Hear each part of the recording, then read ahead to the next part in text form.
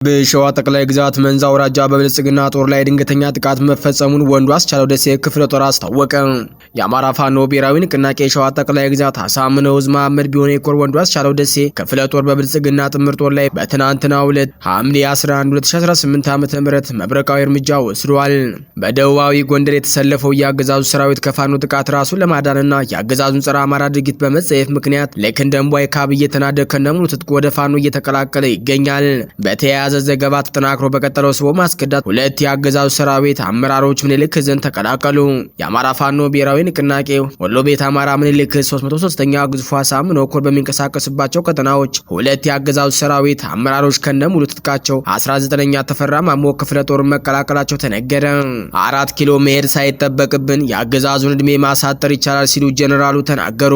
የህወሓት ከፍተኛ ወታደራዊ መኮንን የሆኑት ጀነራል ዮሐንስ ወልደ ጊዮርጊስ በመልእክታቸው በአገዛዙ ላይ የሚካሄደው የትግል ስትራቴጂ አዲስ ምዕራፍ አመላካች መሆኑን የፖለቲካ የወታደራዊ ጉዳዮች ተንታኞች እየገለጹ ይገኛሉ። በትናንትናው ዕለት በተደረገ የመድፍ ጥቃት አንድ እግሯን ያጣችው የ79 ዓመቷ እማዊ ውዴ አስረስ በዛሬው ዕለት ህይወቱ አልፎ ስርዓተ ቀብሯ መፈጸሙ ተገለጸ። የደባይ ጠላት ግን ወረዳ ሚሊሻ ጽሕፈት ቤት ኃላፊ የሆነው አበጃ አከለ በዚህ የመድፍ ድብደባ ውስጥ እጁ እንዳለበት ተገለጸ። ሰላም ጤና ይስጥልን የተከበራችሁና የተወደዳችሁ ቤተሰቦች እንደምንቆያችሁ፣ እነሆ ለሰዓቱ እጅግ መደመጥ ያለባቸው ወሳኝና ትኩስ መረጃዎች ይዘን ቀርበናል። በቆይታችንም ቀደም ሲል ባርስቱ ያስደመጥናችሁን ዜናዎች እንዲሁም ሌሎች መረጃዎችን በስፋት ወደ እናንተ እናደርሳለን። እናንተም ለቻናሉ አዲስ ከሆናችሁ ቻናሉን ሰብስክራይብ እንዲሁም ቪዲዮውን ላይክና ሼር እንድታደርጉ በትህትና እየጠየቅን በቀጥታ ወደ ዝርዝር መረጃዎቹ አለፍን። አብራችሁን ቆዩ። በሸዋ ጠቅላይ ግዛት መንዛ አውራጃ በብልጽግና ጦር ላይ ድንገተኛ ጥቃት መፈጸሙ ወንዱ አስቻለው ደሴ ክፍለ ጦር አስታወቀ። የአማራ ፋኖ ብሔራዊ ንቅናቄ ሸዋ ጠቅላይ ግዛት አሳምነው ዕዝ መሐመድ ቢሆነ ኮር ወንዱ አስቻለው ደሴ ክፍለ ጦር በብልጽግና ጥምር ጦር ላይ መብረቃዊ እርምጃ ወስዷል። ኮሩ ከግንባር ባደረሰ መረጃ መሰረት የወንዱ አስቻለው ደሴ ክፍለ ጦር 3ኛ ሻለቃ ቃኞች ከሙላሌ ወደ መሃል ሜዳ በመንቀሳቀስ ላይ በነበረው የብልጽግና ኮማንዶ ጦር ላይ አግቦ በተባለ ስፍራ ሲሆን በተጠና ወታደራዊ ስልት በተመራው ድንገተኛ ወታደራዊ እርምጃ በጠላት ኃይል ላይ ከፍተኛ እና ቁስለኛ ጉዳት ማድረስ መቻሉን የኮሩ ሚዲያና ኮሙኒኬሽን ገልጿል። በተያያዘ ዜና በሸዋ ጠቅላይ ግዛት 5 የጉድኝት ክላስተሮችን ያሳተፈ ታሪካዊ መድረክ መካሄዱ ተነግሯል። በትናንትናው ዕለት ሐምሌ 11 2018 ዓ.ም በይፋትና ጥሙጋ አውራጃ በተሬ ክላስተር በተደረገ ታሪካዊ መድረክ ላይ የሸዋ ጠቅላይ ግዛት አሳምነው ዕዝ ከፍተኛ አመራሮች፣ የአባት አርበኞች መምሪያ አመራሮች፣ በቀጠናው የሚገኙ የፖለቲካ መምሪያ አስተባባሪዎች እንዲሁም የኮርና ከአምስቱ ክላስተሮች የተወጣጡ አመራሮች በተገኙበት የትግሉን እድገት የሚመጥን የ6 ወር ስራ ሪፖርትና ውይይት ተደርጓል። የአማራ ፋኖ ብሔራዊ ንቅናቄ የሸዋ ጠቅላይ ግዛት አሳምነው ስር የሚገኙት 5 የጉድኝት ክላስተሮች እነሱም አንደኛ የተሬ ክላስተር፣ ሁለተኛ መዘዞ ክላስተር፣ ሶስተኛ የባሽ ክላስተር፣ አራተኛ የፍራታና ግድም ክላስተር፣ አምስተኛ ያለሎ ክላስተር ሲሆኑ የእነዚህን ክላስተሮች አስተዳድሮ ወደ አንድ መድረክ በማምጣት የ6 ወር የስራ ሪፖርት እንዲያቀርቡ ተደርጓል። በዚህ ውይይት ላይ በክላስተሮች የተሰሩ ስራዎች ቀርበው በህዝብ አስተዳደር፣ በፍትህ፣ በሰላምና ደህንነት እንዲሁም በአባት አርበኞች ታጋዮች መጠርነፍና ማደራጀት ዙሪያ ውጤታማ ስራዎች እንደተከናወኑ ተገልጸዋል። በተጨማሪም በየክላስተሮች የነበሩ የአሰራር እንቅፋቶችና የህዝብ ጥያቄዎች ቀርበው ጥልቅ ውይይት ተደርጎባቸዋል። በሁሉም ወገን ከህዝብና ከመሪዎች ለተነሱ ጥያቄዎች የአባት አርበኞች መምሪያ ኃላፊ አርበኛ ማሞ ማስረሻና የህዝቡ ከፍተኛ አመራር አርበኛ ዮናስ ባባው ምላሽና ማብራሪያ ሰጥተዋል። በመድረኩ የመሐመድ ቢሆነ ኮር ዘመቻ መምሪያ ኃላፊ ፋኖ ምናሉ ከበደ በመገኘት በወታደራዊ ጉዳዮች ላይ ለተነሱ የህዝብ ጥያቄዎች ማብራሪያና ምላሽ ሰጥተዋል። በመጨረሻም የፖለቲካ መምሪያ የቀጠናው አስተባባሪዎች መድረኩን በመምራትና በማስተባበር ለቀጣይ የትግል እንቅስቃሴ አቅጣጫ በመስጠት እንዲሁም ለአምስቱ ክላስተሮች መልካም አፈጻጸምና የትግል ንቅናቄን በበሰለ መልኩ በመምራታቸው የእውቅና ምስክር ወረቀትና የአርበኞች ምስል በሽልማት መልክ ተበርክቶላቸው መድረኩ በስኬት ተጠናቋል። በደቡባዊ ጎንደር የተሰለፈው የአገዛዙ ሰራዊት ከፋኖ ጥቃት ራሱን ለማዳንና የአገዛዙ ጸረ አማራ ድርጊት በመጸየፉ ምክንያት ልክ እንደ እምቧይ ካብ እየተናደ ከነሙሉ ትጥቁ ወደ ፋኖ እየተቀላቀለ ይገኛል። ሰራዊቱ ማን ሞቶ የማን ስልጣን ሊቀጥል፣ በማን ደም የማን መንበር ሊጸና በሚል ባገኘው አጋጣሚ ሁሉ ከስምሪት ቀጠናው እየጠፋ ሲሆን በቅርቡ በሰዴ ሙጃ ወረዳ የድሽቃ ምድብተኛ የነበረው ወታደር ውበቱ ታደለ ስርዓቱን በመቃወም በአማራ ፋኖ ብሔራዊ ንቅናቄ በላይዝ ጀነራል ኃይሌ ዘረው ባንተን ክፍለ ጦር መቀላቀሉ የዚሁ ማሳያ እንደሆነ ተገልጿል። ይህንን ተከትሎ በከባድ ጭንቀትና ተስፋ መቁረጥ ውስጥ የተዘፈቁት የአገዛዙ ወታደራዊ አዛዦች በስማዳ ወረዳ ወገዳ ከተማ ዙሪያ ልዩ ስማቸው ጅብጌና ሰኞ ገበያ ቀበሌዎች ላይ ወታደሮቻችን ከድተው ሲሄዱ አይታቸዋል፣ አቅጣጫ ጠቆሙ በሚል በግብርና ስራ ላይ የነበሩ ሁለት ንጹሃን አርሶ አደሮችን በዘግናኝ ሁኔታ ረሽነው እየጨፈሩ ወደ ከተማ መግባታቸውን ለማረጋገጥ ተችሏል። በተያያዘ ዘገባ ተጠናክሮ በቀጠለው ሰው ማስከዳት ሁለት የአገዛዙ ሰራዊት አመራሮች ምኒልክ ዕዝን ተቀላቀሉ። የአማራ ፋኖ ብሔራዊ ንቅናቄ ወሎ ቤት አማራ ምኒልክ 303ኛ ግዝፏ ሳምነው ኮር በሚንቀሳቀስባቸው ቀጠናዎች ሁለት የአገዛዙ የሰራዊት አመራሮች ከነሙሉ ትጥቃቸው 19ኛ ተፈራ ማሞ ክፍለ ጦሩን ተቀላቅለዋል። መነሻቸውን ከዋግምራ ዞን ጋዝጊቢላ ወረዳ 09 ላልኪው ቀበሌ ከተከማቸው የአገዛዙ ጦር 204ኛ ኮር በኮሎኔል ባቡ ከምትመራው 38ኛ ክፍለ ጦር 6ኛ ሬጂመንትን በመነሳት ፋኖን ተቀላቅለዋል። ፋኖን የተቀላቀሉት የአገዛዙ ሰራዊት አመራሮችም ደሳሌ ክንዱ የሬጂመንቷ የሰው ኃይል፣ ሌላኛው አመራር ብሩክ አባይ የሬጂመንቷ ፋይናንስ መምሪያ ኃላፊ መሆናቸው ታውቋል። አመራሮቹም ወደ ፋኖ ሲቀላቀሉ ሁለት ጥቁር ክላሽ 480 የክላሽ ተተኳሽ፣ 4 ኤፍ1 የእጅ ቦምብና ሁለት የደረት ትጥቅ በመያዝ ነው የተቀላቀሉት።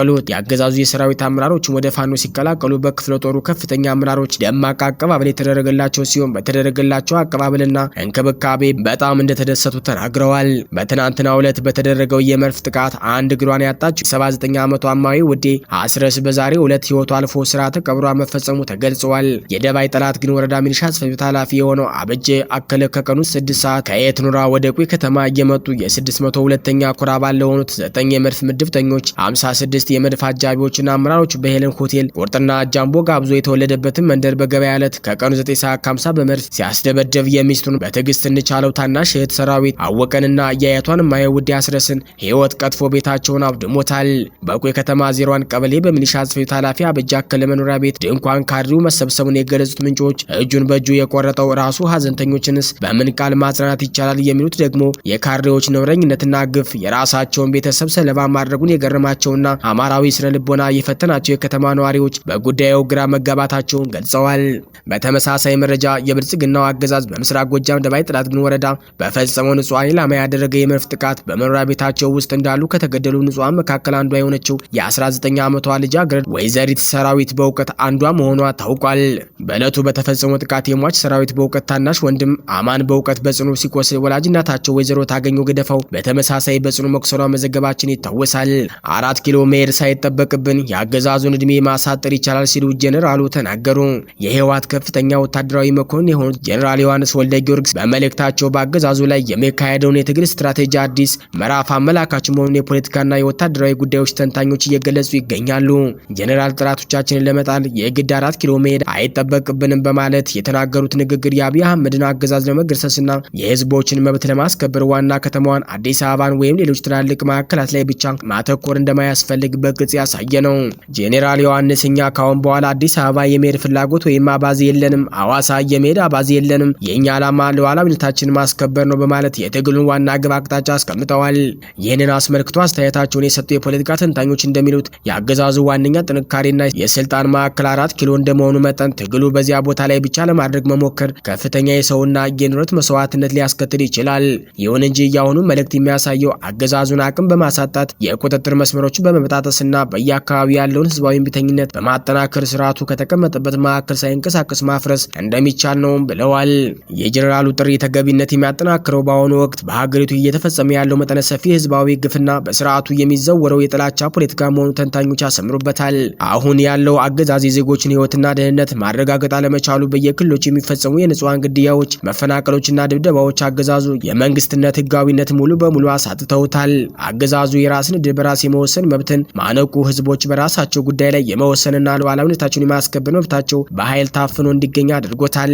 ጦርነትና ግጭትን እንደ ስልጣን ማራዘሚያ በመጠቀም ህዝብን ለራብና ለከፋ ድህነት መዳረጉ፣ እነዚህ ግፎችና እንቅፋቶች ለማስወገድ ጠላትን አፈር ድሜ ለማብላት ከወዲሁ ስራዎች መስራትና ራስን ማዘጋጀት ብቸኛው የነጻነት መንገድ መሆኑን የጀነራሉ ንግግር ያረጋግጣል። እንዴት እንጣለው? ይህ የተንታኞች ምላሽ ነው። ጀነራል ዮሐንስ ይህንን አገዛዝ ለመጣል የግድ 4 ኪሎ ሜዳ አይጠበቅብንም፣ ታዲያ እንዴት እንጣለው ለሚለው ጥያቄ ራሳችንን አብቅተን መዘጋጀትና ስራዎችን መስራት አለብን ሲሉ አብራርተዋል። ተንታኞቹ ይህንን ተግባራዊ ለማድረግ የሚከተሉት ነጥቦች በዋናነት ይጠቅሳሉ። የአምባገነኑ ስርዓት መዋቅር በየአካባቢው ማዳከም፣ የንብረትና የሀብት ምንጮች መቁረጥ እንዲሁም የህዝብን እምቢተኝነት ማስተባበር፣ 4 ኪሎ ሳይደርስ አገዛዙ በራሱ ጊዜ እንዲፈረካከስ የሚያደርግ የተሞከረና ውጤታማ የትግል ስልት ነው። የአካባቢውን ሉዓላዊነት ማረጋገጥ፣ እያንዳንዱ ክልልና ማህበረሰብ የአገዛዙ ጣልቃ ገብነት በመከላከል የራሱን አስተዳደርና ደህንነት ራሱ ማረጋገጥ ሲችል የማዕከላዊው መንግስት ማዕቀም በራሱ ይከስማል። የኃይል ስብጥርን ማዛባት አገዛዙ በየአቅጣጫው የሚነሱበትን ህዝባዊ ጥያቄዎች ለመመለስ የሚያስችል ወታደራዊም ሆነ ፖለቲካዊ አቅም ስለሌለው በተበታተነ መልኩ የሚደረጉ ጠንካራ ትግሎች ስርዓቱን በቀላሉ ያፈርሱታል። የጋራ ተልእኮና ዝግጅት እነዚህ ጠላቶች ካላስወገድን ሰላም አናገኝም እንደተባለው ሁሉም አካላት ለዚህ የጋራ ተልእኮ ራሳቸውን አብቅተው መዘጋጀታቸውንና በተቀናጀ መልኩ መንቀሳቀሳቸው አገዛዙን ከ4 ኪሎ ዙፋን ለማውረድ ወሳኝ መሆናቸውን አመላክተዋል። የጀኔራል ዮሐንስ ወልደ ጊዮርጊስ መልእክት በአሁኑ ወቅት በአገዛዙ ግፍና በደል ለተማረረው ህዝብ አዲስ የትግል ስልትና ተስፋ እየሰጠ ነው። 4 ኪሎን ለመቆጣጠር በሚደረግ ፍልሚያ ንጹሃንና መሰረተ ልማቶችን ለአደጋ ከመዳረግ ይልቅ የአገዛዙ ክንዶች በየቦታው በመቁረጥና የህዝብን መብት በራስ ትግል ማስመለስ ይቻላል የሚለው እሳቤ በብዙሃኑ ዘንድ ተቀባይነት እያገኘ መጥቷል። የተከበራችሁ አድማጭ ተመልካቾቻችን የዕለቱ አበይት ዜናዎች እስካሁኖቹ ነበሩ። በሌላ የዜና ሰዓት እስከምንገናኝ ጤና ይስጥልኝ።